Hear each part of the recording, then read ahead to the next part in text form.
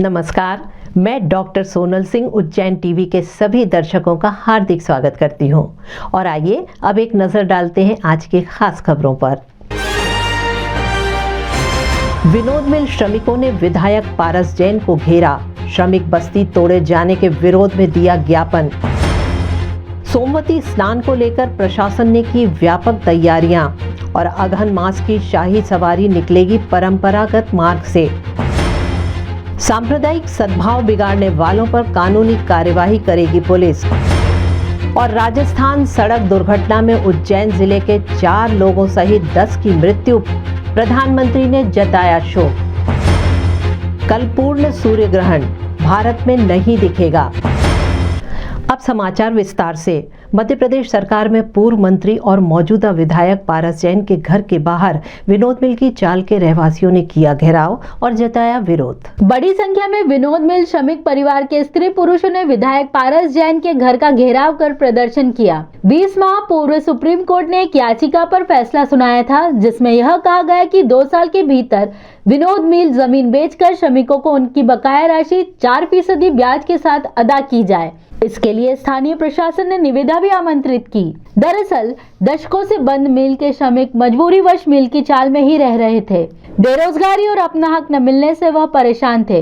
उनका आशियाना न छिन जाए, इसलिए वह कई महीनों से विभिन्न तरीकों से अपना विरोध प्रदर्शन कर रहे हैं। इस मौके पर रहवासियों ने पारस जैन के मार्फत मुख्यमंत्री शिवराज सिंह चौहान से गुहार की है कि जल्द से जल्द मकानों की नीलामी रोकी जाए। विधायक पारस जैन ने उन्हें आश्वासन दिया और कहा कि 15 तारीख को शिवराज चौहान किसान सम्मेलन में उज्जैन आएंगे, तब उनसे श्रमिकों की मुलाकात करवाई जाएगी। ये जहाँ रह रहे हैं ये चाहते हैं कि जमीन हमको मिल जाए, तो यदि इसके लिए तो मुख्यमंत्री ही निर्णय ले सकते हैं। मैंने मुख्यमंत्री जी चर्चा की है, वो 15 तारीख को मुख्यमंत्री जब आ रहे हैं तो मैं इनको मिलाने का प्रयास करूँगा। अभी एडीएम से भी मेरी बातचीत, उन्होंने कहा हम मिला देंगे। कलेक्टर से मेरी बात होना बाकी है, और यदि 10 जने के नाम देंगे तो जो कार्यक्रम में आने वाले उसके पहले हम इनकी मुलाकात करा देंगे। मैं भी चाहता हूं कि विनोद मिल का मामला है, सरकार की नीति भी है, प्रधानमंत्री की नीति है, मुख्यमंत्री की नीति है कि किसी भी आदमी को बेघरबार नहीं करना चाहिए।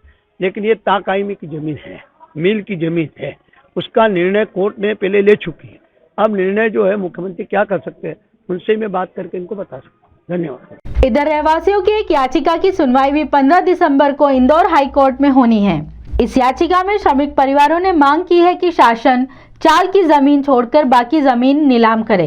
विनोद मिल की चाल के विषय के अंदर हम लोग सब पारस जी जैन साहब के इकट्ठा हुए हैं। यहाँ पे 15 तारीख को कुछ आदेश निकलने वाला है चाल तोड़ने का कोर्ट से। तो हमने पारस जी जैन साहब से बात करी है, तो जैन साहब ने हमें ये आश्वासन दिया है कि 15 तारीख को सामाजिक न्याय परिसर में किसान आंदोलन है, तो उसके लिए मुख्यमंत्री जी आ रहे हैं, तो मैं आप 15 लोगों को मैं हवाई पट्टी पे मिलवा दूंगा। ये बात उन्होंने बताई है हमारे को, तो हम उससे संतुष्ट नहीं है। 15 तारीख को तो हमारा फैसला आ जाएगा कोर्ट का। हम सब जनप्रतिनिधि के पास होके आ गए हैं, और माननीय शिवराज सिंह जी ने बोला था कि ये मकान चुनाव हुए थे पिछली बार, तो बोला था कि हम आपको मालिकाना अधिकार देंगे। और हम ये 20 सालों से ये हर नेता पर नेता से यही बोलते आ रहे हैं कि हमारे को हमारे मकान का अधिकार मिलना चाहिए। लेकिन आज ये स्थिति आ गई है कि हमको हमारे घर से बेघर करने की बात आ रही है। 15 तारीख को बोल दिया है हाई कोर्ट ने कि तुम्हारे घर तोड़ दिए जाएंगे, तो हम लोग इतने लोग कहाँ जाएंगे? कोरोना काल चल रहा है, 10 महीने हो गए, हमारे लोगों की रोजी रोजगार नहीं है, हम कैसे अपना जीवन यापन कर रहे हैं? किसी के घर क्या हो रहा है, किसी के घर का। आप हमारे मीडिया लेके हमारे चाल में आना और देखना हम लोग कैसे जीवन जी रहे हैं, और उसके बाद हमारी कहीं सुनवाई नहीं हो रही। हम सब नेताओं के पास होके आ गए। सोमवती अमावस्या पर आने वाले श्रद्धालुओं के लिए व्यापक तैयारियां, सोमवती कुंड और नदी की गई सफाई। आमजन से अपील, कोरोना को देखते हुए घर पर ही मनाएं पर्व। सोमवती अमावस्या पर स्नान के लिए बड़ी संख्या में श्रद्धालुओं के आने की संभावनाओं को देखते हुए जिला प्रशासन ने क्षिप्रा घाटों के साथ कुंड पर स्नान के लिए फव्वारे की व्यवस्था की है। एडीएम नरेंद्र सूर्यवंशी सहित अन्य आला अधिकारियों ने सवेरे क्षिप्रा घाट सहित सोम तीर्थ कुंड का निरीक्षण कर उसकी साफ सफाई के निर्देश देते हुए घाटों को भी फिल्टर से साफ किया गया। 2 दिन पूर्व बारिश से घाटों पर मिट्टी सहित गंदगी की परतें जम गई थी। हालांकि उन्होंने कोरोना काल चलने की वजह से घर से ही पर्व मनाए जाने की अपील की है। देखिए, वर्तमान में कोरोना का जो संक्रमण है वो चल ही रहा है, ऐसी स्थिति में सबसे पहले तो जनता से ये अपेक्षा है कि वो जनता इस तरह से भीड़ भरे स्थानों पर नहीं आएगी। तो सभी से अनुरोध है कि अपने अपने घरों पर रहे, घरों से ही दर्शन का या जो पूजन का लाभ उठाए। इधर अतिरिक्त पुलिस अधीक्षक अमरेंद्र सिंह ने कहा कि जरूरी हो तभी कोरोना को देखते हुए आए। उन्होंने आमजन से कहा कि प्रशासन ने सारी तैयारियां की है, क्योंकि अभी कम से कम लोगों को यहाँ आने की सलाह दी जाती है और अभी फिर भी क्योंकि एक पर्व है, इस पर्व को लेकर पुलिस ने पर्याप्त इंतजाम किया। बाबा महाकाल की अगहन मास की अंतिम एवं शाही सवारी अपने पारंपरिक मार्ग से निकलेगी।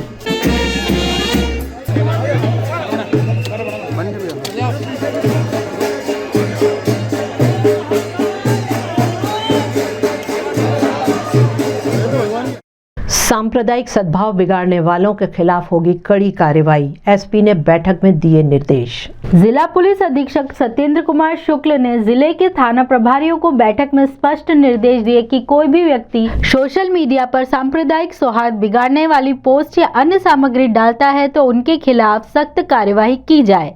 उन्होंने कहा कि राज्य शासन की प्राथमिकता ड्रग्स एवं शराबबंदी को लेकर है। इसकी रोकथाम के लिए लगातार पुलिस द्वारा अभियान चलाए जा रहे हैं। उन्होंने मीडिया को बताया कि सीएम हेल्पलाइन में की गई शिकायतों का भी निराकरण तत्काल किए जाने की प्राथमिकता रही है। उन्होंने आम नागरिकों से अपील की है कि बिना पुष्टि के कोई समाचार सोशल मीडिया पे नहीं दें, अन्यथा नागरिकों को कानूनी कार्रवाई का सामना करना पड़ेगा। जिले में शहर और देहात दोनों के थाना क्षेत्र, दोनों ही क्षेत्रों के थाना प्रभारियों की पृथक बैठक ली गई है। क्योंकि अब दिसंबर माह है तो दिसंबर माह में जो अपराधों का निराकरण का जो एक अभियान चल रहा है और साथ ही साथ इसमें महिला संबंधी अपराध जो है इस पर फोकस है। और दो बिंदु जो शासन की प्राथमिकता है, ड्रग्स और शराब को लेकर जो एक अभियान चल रहा है और दूसरा सीएम हेल्पलाइन से संबंधित जो भी शिकायतें हैं उनके निराकरण। ये 4 विषय थे हमारी समीक्षा में। इसमें सभी थानों की स्थिति की उनके थाना प्रभारियों से ज्ञात की गई और उनको इसके प्रति संवेदनशील होकर लगातार कार्रवाई करने के निर्देश इस मीटिंग में दिए गए। राजस्थान में सड़क हादसा, उज्जैन जिले के 4 लोगों सहित 10 लोगों की मौत, पीएम ने जताया शोक। मध्य प्रदेश के उज्जैन और रतलाम जिले के परिवार जीप से सांवरिया जी के दर्शन के लिए निकले। उदयपुर निम्बाहेड़ा मार्ग पर सादुलखेड़ा के समीप उनकी जीप सामने से आ रहे ट्रक से टकरा गई। बताया जा रहा है कि इस दुर्घटना में 10 लोगों की मृत्यु हुई तथा घायलों को निम्बाहेड़ा एवं चित्तौड़गढ़ सरकारी अस्पताल में भर्ती किया गया। मृतकों में अंबालाल राठौर, राजकुमार बाई, नर्मदा बाई, ड्राइवर जितेंद्र, राहुल, शंकरलाल, रुक्मणी बाई आदि थे। राजस्थान के मुख्यमंत्री अशोक गहलोत एवं प्रधानमंत्री नरेंद्र मोदी ने इस घटना पर शोक व्यक्त किया। मौसम खुलते ही रात के तापमान में आएगी गिरावट। पिछले 2 दिनों से मावठे की बारिश के चलते ठंड की ठिठुरन बढ़ने के कारण लोगों का आम जीवन प्रभावित हुआ। मौसम वैज्ञानिकों का कहना है कि 1-2 दिन में मौसम पूरी तरह साफ हो जाएगा और रात का तापमान नीचे आएगा। मौसम वैज्ञानिक डॉक्टर गुप्त ने कहा कि अरब सागर में कम दबाव का क्षेत्र होने के कारण गुजरात, कच्छ और मध्य प्रदेश के अनेक इलाकों में मावठे की बारिश के साथ बादल आसमान में छाए रहे।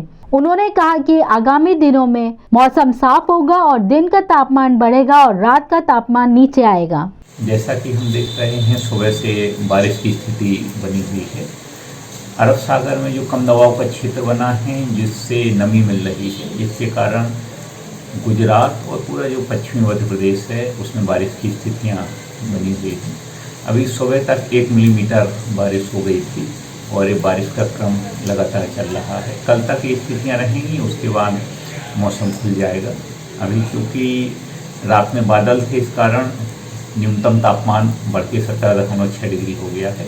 अधिकतम तापमान अब कम हो जाएगा क्योंकि दिन भर बादल हैं, बारिश की स्थितियाँ बनी हुई हैं और जैसे ही खुलेगा वैसे ही रात का तापमान भी तेजी से कम होगा। कोरोना संक्रमण के बावजूद महाकाल में लगी श्रद्धालुओं की भीड़। रविवार का अवकाश होने के कारण महाकाल मंदिर में लगातार बड़ी संख्या में श्रद्धालुओं के आने का सिलसिला शुरू हो गया है। आने वाले श्रद्धालु भगवान महाकाल से कोरोना महामारी की समाप्ति और मुक्ति के लिए प्रार्थना कर रहे हैं। हाँ, कोरोना काल में बहुत तकलीफ है। 4-5 महीनों से आ जाने रहे थे, बहुत दिनों बाद आना हुआ। हम आते रहते, 2-3 महीने में आते रहते हैं। अभी कितने समय बाद आना हुआ आपका? अभी कोरोना के बाद आना हुआ है। हम उम्मीद करते हैं कि कोरोना जल्द से जल्द खत्म हो जाए बाबा महाकाल से और सभी भक्तों पर उनकी कृपा बरसी रहे। मंदिर के पुजारी ने बताया कि बाबा महाकाल की कृपा से ये कोरोना की समाप्ति का दौर शुरू हो गया है। आज पूरे देश में जो चल रहा है, चाहे किसान आंदोलन हो या आतंकवाद हो या फ्रांस का आतंकवाद हो, लेकिन सबकी निश्चित रूप से यहाँ से निवृत्ति होगी। ऐसा संदेश पूरे देश में, पूरे विश्व में महाकालेश्वर विश्वपति होने से आता है। जय जय श्री महाकाल। 14 दिसंबर को पूर्ण सूर्य ग्रहण भारत में नहीं दिखाई देगा। सोमवती अमावस्या के अवसर पर कल पूर्ण सूर्य ग्रहण होने जा रहा है। 2 घंटे 14 मिनट के इस सूर्य ग्रहण का नजारा भारत के लोग नहीं देख पाएंगे। यह सूर्य ग्रहण रात्रि में होगा। इस सूर्य ग्रहण का प्रारंभ रात्रि 7:04 पर होगा, मध्य की स्थिति 9:43 पर तथा मोक्ष समाप्ति मध्य रात्रि 12:23 पर होगी। रात्रि में होने वाला यह सूर्य ग्रहण दक्षिण पैसिफिक ओशन, आइसलैंड, अंटार्कटिका, दक्षिण पश्चिम अफ्रीका आदि स्थानों पर देखा जा सकता है। शासकीय जिवाजी वैद्यशाला के अधीक्षक डॉक्टर राजेंद्र प्रकाश गुप्त ने इस प्रकार जानकारी दी। 14 दिसंबर को सूर्य ग्रहण होने वाला है। ये पूर्ण सूर्य ग्रहण है। इसका जो प्रारंभ का समय है वो भारतीय समय के अनुसार रात्रि 7:04 पर रहेगा। मध्य की स्थिति रात्रि 9:43 पर रहेगी और जो मोक्ष की स्थिति है वो रात्रि 12:23 पर रहेगी और इस समय सूर्य पूरा 100% ढक जाएगा।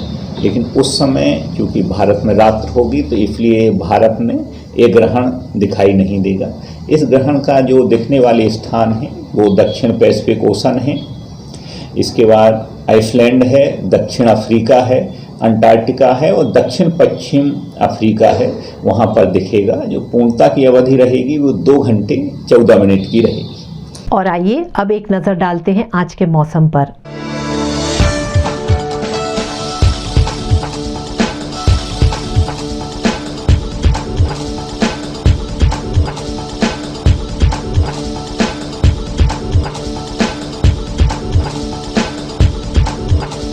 और अंत में शहर के प्रमुख समाचार एक बार फिर। विनोद मिल श्रमिकों ने विधायक पारस जैन को घेरा, श्रमिक बस्ती तोड़े जाने के विरोध में दिया ज्ञापन। सोमवती स्नान को लेकर प्रशासन ने की व्यापक तैयारियां और अगहन मास की शाही सवारी निकलेगी परंपरागत मार्ग से। सांप्रदायिक सद्भाव बिगाड़ने वालों पर कानूनी कार्यवाही करेगी पुलिस। और राजस्थान सड़क दुर्घटना में उज्जैन जिले के 4 लोगों सहित 10 की मृत्यु, प्रधानमंत्री ने जताया शोक। कल पूर्ण सूर्य ग्रहण भारत में नहीं दिखेगा। तो ये थे शहर के प्रमुख समाचार। ताज़ा जानकारी के लिए देखते रहिए उज्जैन टीवी। नमस्कार।